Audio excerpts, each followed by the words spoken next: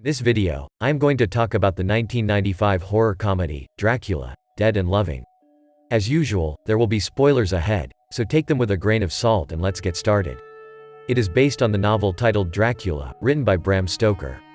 The movie is set in a place called Transylvania in the year 1893. We see a lawyer named Thomas Renfield who comes to Transylvania from London to attend a meeting. They get irritated when the person driving their carriage is driving harshly. One of the passengers looks outside to tell the person to be more careful. But he observes that the sun is about to set. The charioteer tells them that he will not slow down as they must reach their destination before sunset. They finally reach the village. But by the time they reach the village, Thomas Renfield is disoriented because of the bumpy ride. He says that he must go further, but the charioteer refuses to take him as it is night. Thomas Renfield decides to go there on foot. But the villagers are worried about seeing a stranger who wants to roam outside during the night. He says that he came to visit Dracula. He does not know that Dracula is a vampire. The villagers warn him that Dracula is a vampire and that he lives in a castle full of vampires. That is the reason why everybody is afraid of the night. A lady comes toward him, shows him the Holy Cross, and leaves. Even after all this, he is not convinced and he continues his journey on foot. He goes to the castle and sees that it is full of cobwebs and dust. He understands that the place has not been in use for a long time now. The door opens on its own and he enters the castle. Dracula enters the scene and tells his famous dialogue referring to the children of the night. As he is walking, his shadow tries to go towards Thomas, but he controls it. Thomas Renfield comes here regarding a property in England. Dracula wants to buy the property, and he brings some documents along with him. He sings the documents. Suddenly, Thomas gets hit, and his blood is everywhere. Dracula's mouth starts to water as he looks at the blood. But he somehow controls his urges. Thomas sleeps there for the night. The next morning, he wakes up to see two ladies who are Dracula's wives. They are vampires too. They pound on him at the same time. Thomas gets scared. Dracula enters the room before anything can happen. He tries to tell him that it is just a bad dream and that nothing really happened. As Thomas refuses to believe it, Dracula hypnotizes him. Thomas becomes a slave to Dracula. That night, they leave for London. Dracula wants to stay in the house he just bought. They travel to London on a ship named Demeter. Thomas carries Dracula in a coffin but forgets to lock it. Dracula gets uncomfortable and irritated in it and comes out, despite Thomas's efforts to keep him in the coffin. Dracula is hungry and kills and drinks everyone's blood except for Thomas. The next day, when the ship reaches London, the officials find the dead bodies and consider Thomas guilty.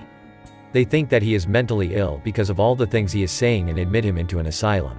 Dracula moves into his new house and makes friends with his new neighbors. They are Dr. Seward, who is the head of the asylum. His daughter Mina, Mina's fiancé, Seward's assistant Jonathan Harker, and their family friend Lucy. They have dinner together, and Dracula finds Lucy interesting, and she feels the same. Later that night, she gives him clear signs that she is into him. He becomes a bat and tries to go into Lucy's room in the middle of the night when Lucy is sleeping. But, Lucy feels cold and closes the window, which makes Dracula fall down. But he still manages to get up and get into the room. But the sound wakes Seward, and he comes to find no one. Dracula is hidden by hanging from the roof. Seward closes the door loudly while leaving Lucy's room. Due to that, Dracula falls down and Lucy wakes up. But he hides from her. After Seward leaves, he starts drinking Lucy's blood and covers her face with a cape. Then we see Thomas, who is still in the asylum and is going mad. Seward, who happens to be the doctor for Thomas, calls him to have tea as he hopes Thomas will get better with some human interaction. But Thomas goes crazy due to Dracula's hypnotism earlier. He does not drink tea and tries to catch and eat the insects in his surroundings. Seward asks Thomas if he is eating the insect, but he denies it. But the doctor could see the insect hanging out of his mouth. Then he starts getting uncontrollable and goes after other insects. The doctor understands that he is beyond cure and takes him back to the asylum. Lucy's health is bad as Dracula drank most of her blood. Nobody knows about that in the house. They see the tooth marks left by Dracula on Lucy's neck and understand that there is something weird that is happening.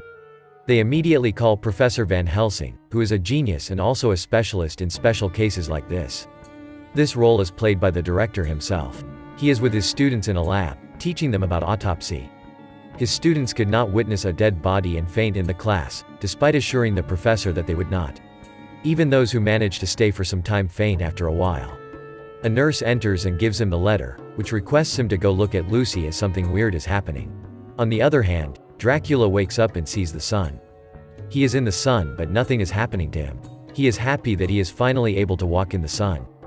He thinks that Lucis' blood cured him. He gets excited and goes out into the garden to explore his new powers. He drinks wine and nothing happens to him. Vampires only drink blood. Anything else they consume is equal to poison for them, but he is finally able to enjoy wine. Then he meets Thomas, who is free from the asylum. Just as he is enjoying his powers, his suit starts to burn due to the sun. We see that all of this is just a bad dream. He wakes up from his dream, disappointed that he did not get any powers. He sees that it is still night outside. Van Helsing arrives at Lucis' house and takes a look at her. He sees the teeth marks on Lucis' neck and confirms that a vampire did this. Jonathan and Seward do not believe him. They ask him about modern science. If they thought modern science would cure this, they should not have called him.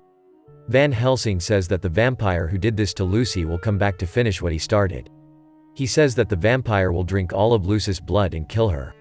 They believe him and start referring to books to find ways to help Lucy. They figure out that vampires hate garlic and fill Lucy's room with it. Lucy keeps getting sicker by the second. She is not able to sleep properly because of the garlic smell in her room. As expected, Dracula comes back to drink Lucy's blood. As there is garlic in her room, he is not able to enter inside. Then he goes to his servant, Thomas, to do his dirty work. He goes to the asylum and breaks the bars on the windows. As Thomas is mad, he does not get down slowly and directly jumps off the window. He goes into Lucis and starts removing the garlic as his master ordered. Then he sees Lucy and gets distracted. He goes near her and she wakes up. She panics as there is a stranger in her room and shouts. Thomas starts shouting at her. Everyone in the house is now awake and has come to Lucis' room. They ring Thomas here and take him back to the asylum. Dracula still has not gotten what he wanted and is standing outside. He is mad at himself for including a fool like Thomas for this task. Thomas locks all the doors and windows, and Lucy is finally getting some sleep. Dracula is stubborn and wants to drink Lucy's blood. He tries to hypnotize Lucy as a last try. His hypnotism works on her and she willingly comes out of the house and does not make any noise. She calmly lets Dracula drink her blood. Meanwhile, Mina sees that Lucy is out and a man is drinking her blood. She shouts, waking everyone. But it is too late. By the time they arrive, Dracula has escaped, and Lucy is dead. They arrange a funeral for Lucy on the next day. Helsing is very disappointed and is worried as he thinks that Lucy will now become a vampire and come back to life. Jonathan and Seward do not believe him. Seward says that there is no chance for a vampire to exist in a country like England. Van Helsing tries to convince them and says that they should drive a wooden stake through Lucy's heart so that she will actually die. But they do not agree with this. Then Dracula enters. Helsing gets a bad vibe from him and suspects that he is the vampire that killed Lucy. But no one else has any doubts about him and talks to him in a friendly way. Both Van Helsing and Dracula had heard of each other before. They have an intense conversation that eventually turns into an argument. Dracula leaves. He is now almost certain that he is the one who killed Lucy, as all of this started happening after he moved into the neighborhood. Van Helsing considers Dracula a suspect but is not completely sure if he is the one.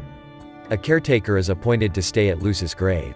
He suddenly starts hearing sounds from Lucy's grave. She is asking him to help. He opens the grave to see Lucy perfectly healthy and alright. If anything, she looks better and younger now. He tries to help her get out, but instead, she bites him and drains his blood completely. He does then and there. Van Helsing also arrives at this place and finds the gatekeeper's dead body. His guess is right, and Lucy is a vampire now. At the same time, Jonathan is worried and thinks that maybe Van Helsing is right. He takes Seward's permission and heads to the grave. He finds Lucy alive at the grave. Lucy tries to trap him, but he does not get fooled by her act. So she forcefully tries to drink his blood. Fortunately, Van Helsing is in the same place and saves Jonathan by pointing a cross at Lucy. Jonathan is alive and Lucy has not fed on him yet. Lucy goes in and hides in the coffin. They consider this the right time to kill her. Jonathan gets a wooden stake and a hammer and asks him to kill Lucy. He is scared and does not know what to do. He reluctantly picks up the stake and hammer and kills Lucy. Meanwhile, Dracula is trying to get to Mina. He tries to hypnotize her but it is not working properly as there is a maid in the room and the commands are getting confusing. He goes in, gets confused, and picks up the maid, so he returns back to Mina. He takes her to his mansion, dances with her for a while, and then bites her. He wants to make her his wife. The next day, Jonathan goes to Mina. She is acting weird. Seward comes to her room and Jonathan tells her the same. Something is wrong. Van Helsing comes to see. He takes off Mina's scarf to reveal a set of vampire's teeth. They are not ready to lose another member of the family. They decided to find the vampire who was doing this to their family. They arrange a party to reveal Dracula's true nature. They also invite Thomas as they doubt he is doing Dracula's dirty work. They arrange a mirror where he is dancing and see that there is no reflection in the mirror. That is how vampires are. They are convinced that Dracula is doing this and try to go after him, but he escapes. Thomas as a fool and unknowingly reveals his master's location to them. Van Helsing and Dracula have a huge fight. Dracula is stronger than he is and is leading. The sun is rising now, and Van uses this as an opportunity and opens the windows. Dracula turns into a bat and hides in the corner. Thomas climbs up the roof and finds Dracula hiding. He wishes to save his master and opens the whole thing. But the sunlight comes in, and Dracula burns and dies. Mina wakes up as soon as Dracula dies, as she is free of his control. Seward tells Thomas that he is free now. Thomas says, "Yes, master," and starts going behind Seward. That's all for today's video.